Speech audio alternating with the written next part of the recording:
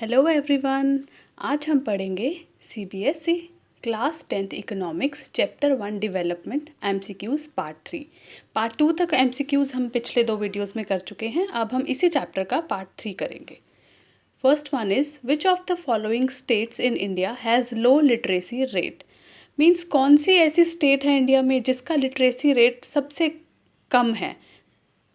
तो हमारे ऑप्शंस हैं पंजाब, बिहार, केरला, तमिलनाडु। तो करेक्ट आंसर है बिहार। बिहार एक ऐसा स्टेट है इंडिया में जिसका लिटरेसी रेट लो है। Second one is what is the creative way of using resources. Resources को हम क्रिएटिव वे में कैसे यूज़ कर सकते हैं। ऑप्शंस आर एक्सपोर्ट देम यानी बाहर भेजकर, इम्पोर्ट देम उन्हें बाहर से मंगवा कर, use them to the maximum extent या बहुत ज़्यादा उन्हें यूज़ कर लें, और preserve them as much as possible या फिर उन्हें प्रिजर्व किया जाए। तो क्रिएटिव वे जो है रिसोर्सेज यूज़ करने का क्या है, preserve them as much as possible.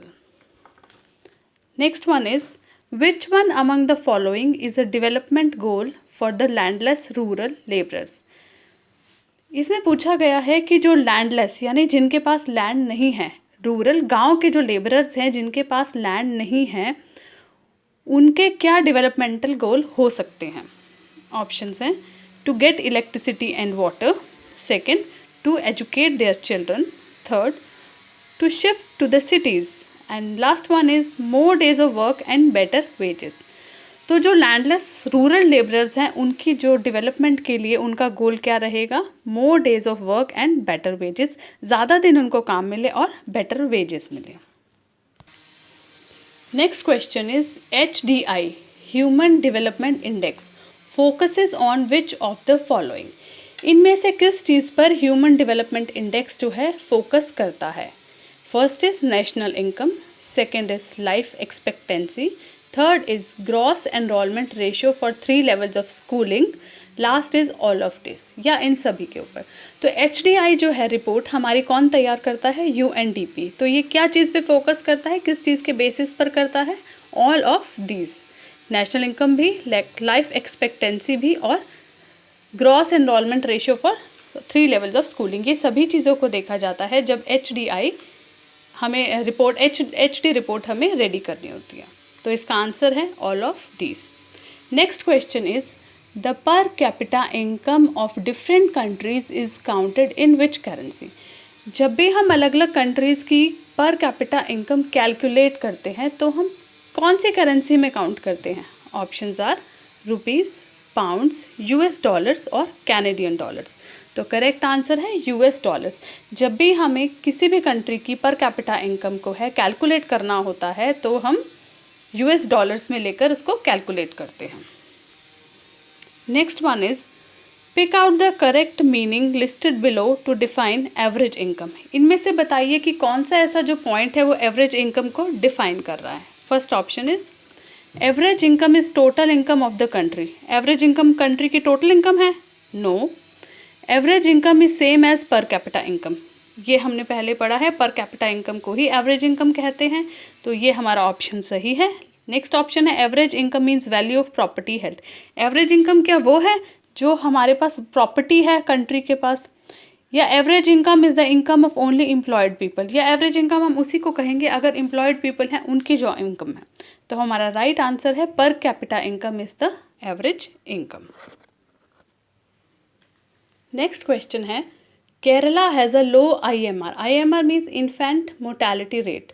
What could be the reason. हमने पढ़ा है कि केरला में बहुत ही ज़्यादा कम IMR है, तो इसके क्या रीज़न हो सकते हैं। ऑप्शंस हैं Kerala's good climatic condition helps infant to survive. क्या केरला का क्लाइमेटिक कंडीशन इतना अच्छा है कि इन्फेंट सर्वाइव कर सकते हैं वहाँ पे। और because most of the girls are nurses in Kerala, ये भी पॉसिबल नहीं है। Third one is because Kerala has high female literacy rate and adequate health facilities are available for both mothers and children. क्योंकि केरला में हाई लिटरेसी रेट जो है बहुत अच्छा है और हेल्थ फैसिलिटीज़ भी बहुत अच्छी हैं। Last is Kerala has low IMR because all girls are trained at the primary level schooling to look after a new born child. तो ये भी गलत है। तो ये हमारा ऑप्शन यहाँ पे क्या है, जहाँ पर भी लिटरेसी रेट ज़्यादा होगा, हेल्थ फैसिलिटीज़ ज़्यादा होगी, वहाँ इन्फेंट मोर्टेलिटी रेट जो है बहुत ही कम होगा। नेक्स्ट है, What would be the most promising source of energy 50 years from now and why? Next 50 years में कौन सा ऐसा एनर्जी सोर्स होगा जो हमें लगातार मिलता ही रहेगा और क्यों? Options are petroleum energy because it is obtained from fossil fuels, petroleum होगा। Second is solar energy because it is not exhaustible, ठीक है। Next coal based energy because it is pollution free, ये तो बिल्कुल ही गलत है क्योंकि कोल से बहुत ज़्यादा पोल्यूशन होता है। And last is forest product based energy because India has abundant forest, ये भी बिल्कुल गलत है क्योंकि अब तो इंडिया में फॉरेस्ट इतने ज़्यादा रह ही नहीं गए हैं। तो हमारा यहाँ पे राइट आंसर है सोलर एनर्जी। सोलर एनर्जी जो है इसका ट्रेंड वैसे भी अब बहुत ज़्यादा बढ़ गया है और इट इज़ नॉट एग्जॉस्टिबल, तो बिल्कुल हमें सन से मिलती हुई लाइट तो कभी एग्जॉस्ट हो ही नहीं सकती, तो ये हमारा राइट आंसर है। Next question is, which of the following is considered as the most important attribute for calculating the development of the country? Attribute होता है क्वालिटी, तो किसी कंट्री के डेवलपमेंट को कैलकुलेट करने के लिए सबसे ज़्यादा इम्पॉर्टेंट एट्रीब्यूट, सबसे इम्पॉर्टेंट क्या क्वालिटी है, क्या चीज़ देखी जाती है जब भी हम किसी कंट्री के डेवलपमेंट को कैलकुलेट करना हो? तो फर्स्ट है per capita income of the people, second availability of natural resources, third is population and last one is existence of a democratic structure in a country। तो इसका राइट आंसर सबको पता है, इसका आंसर है per capita income of the people. जब भी किसी कंट्री की डेवलपमेंट चेक करनी हो तो वर्ल्ड बैंक क्या चेक करता है? Per capita income of the people. Next is in which year the national rural employment guarantee act was implemented? NREGA जिसको हम लोग बोलते हैं, ये कौन से ईयर में इम्प्लीमेंट किया गया? हमारे ऑप्शंस हैं 2012, 2006, 2005 और 10 सॉरी। तो हमारा राइट आंसर है 2005। 2005 में नरेगा जो है इम्प्लीमेंट किया गया था। लास्ट इज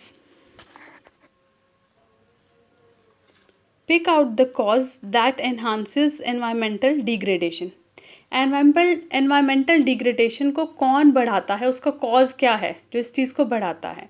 तो हमारे ऑप्शंस हैं planting of trees, ban on the use of plastic bags, prevention of factory waste getting mixed to river water and allowing increase in the levels of exhaust fumes emitted by cars, buses, trucks etcetera. तो हम यहाँ environmental degradation की बात कर रहे हैं, तो planting of trees तो बिल्कुल भी नहीं हुआ। Ban on the use of plastic bags, ये भी नहीं हुआ। या फिर हम जो फैक्ट्री वेस्ट है वो रिवर में नहीं डालेंगे तो डिग्रेडेशन कम होगा, बढ़ेगा नहीं।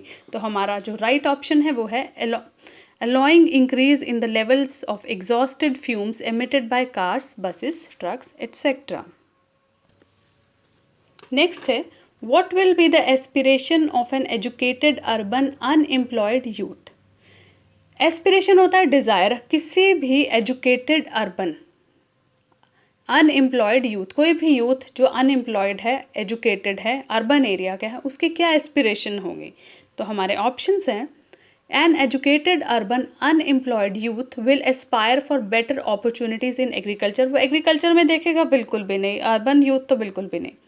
Support from government at every step in life for his upward movement, उसे हर मूवमेंट के लिए गवर्नमेंट का सपोर्ट चाहिए बट ये पॉसिबल नहीं है। Next is an urban educated unemployed will aspire for good job opportunities where his education can be made use of, या फिर उसको ऐसी गुड जॉब अपॉर्चुनिटीज़ दिलवाई जाएँ जहाँ उसकी एजुकेशन का यूज़ हो सके। और लास्ट है better facilities of recreation for his leisure time, या फिर उसे एंटरटेनमेंट की फैसिलिटीज़ दी जाएँ। तो अगर कोई एजुकेटेड अर्बन अनएम्प्लॉयड है, अनएम्प्लॉयमेंट के लिए तो सबसे अच्छा ऑप्शन क्या रहेगा? An urban educated unemployed will aspire for good job, उसे अच्छी जॉब अपॉर्चुनिटीज़ चाहिए where his education can be made use of. तो हमारा राइट आंसर है ऑप्शन सी। नेक्स्ट है what is the full form of MNREGA? MNREGA की फुल फॉर्म काफ़ी बार आ जाती है, तो इसका फुल फॉर्म है Mahatma Gandhi national rural employment guarantee act. जो मैंने आपको पहले बताया नरेगा, उसका नाम चेंज करके मनरेगा कर दिया गया और ये सेम 2005 में इम्प्लीमेंट किया गया। नेक्स्ट है What will happen if the government falls to provide 100 days employment under MNREGA? अगर गवर्नमेंट जो है 100 डेज़ का जो एम्प्लॉयमेंट की मनरेगा के अंदर गारंटी देती है, अगर वो अपने इस चीज़ को पूरा करने में फेल हो जाए, सॉरी यहाँ फेल आना, अगर फेल हो जाए तो फिर क्या होगा? ऑप्शंस हैं, a government job will be given, क्या उन सभी को गवर्नमेंट जॉब मिलेगी? बिल्कुल भी नहीं। Unemployment allowance will be given, उन्हें अनएम्प्लॉयमेंट का अलाउंस मिलेगा। जॉब कार्ड उनका कैंसिल कर दिया जाएगा, या इनमें से कुछ भी नहीं। तो अगर हमारी जो गवर्नमेंट है वो 100 डेज़ के अंदर एम्प्लॉयमेंट नहीं दे पाती तो वो हमें क्या देती है? अनएम्प्लॉयमेंट अलाउंस, यानी कि बेरोज़गारी भत्ता हमें गवर्नमेंट की तरफ से दिया जाता है।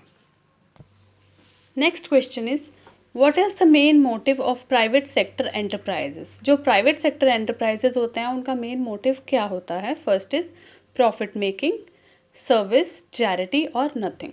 तो सर्विस भी नहीं हो सकता प्राइवेट सेक्टर में, चैरिटी भी नहीं हो सकता, तो इसका मेन जो राइट आंसर रहेगा वो होगा profit making.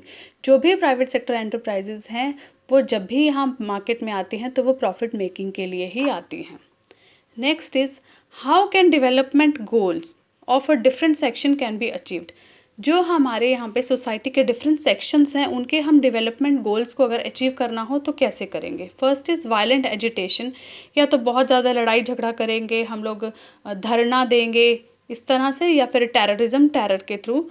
Democratic political process, या हम पॉलिटिकल प्रोसेस में जाएंगे, या फिर फोर्स से, ज़ोर ज़बरदस्ती से हम लोग अपने डेवलपमेंट के लिए करेंगे। तो इसका राइट आंसर है डेमोक्रेटिक पॉलिटिकल प्रोसेस। किसी भी सेक्शन के अगर पीपल हैं उनको अपना डेवलपमेंट करना है तो वो डेमोक्रेटिक पॉलिटिकल प्रोसेस के अंडर ही जाएंगे। Next is, according to the World Bank the countries with an income of, World Bank के अकॉर्डिंग जो कंट्रीज जिनके इनकम $12,236 पर एनम है या इससे अबव है, उनको 2016 की रिपोर्ट के अकॉर्डिंग क्या कहा गया था? Under developed countries, rich countries, low income countries और एवरेज कंट्रीज़। तो जो कंट्रीज़ 2016 में $12,236 पर एनम के थी या उससे ऊपर थी अर्निंग उनकी, तो उन्हें हम रिच कंट्रीज़ कहते हैं। तो यहाँ हमारा करेक्ट आंसर है रिच कंट्रीज़। ये आप फिगर ज़रूर याद कर लीजिएगा।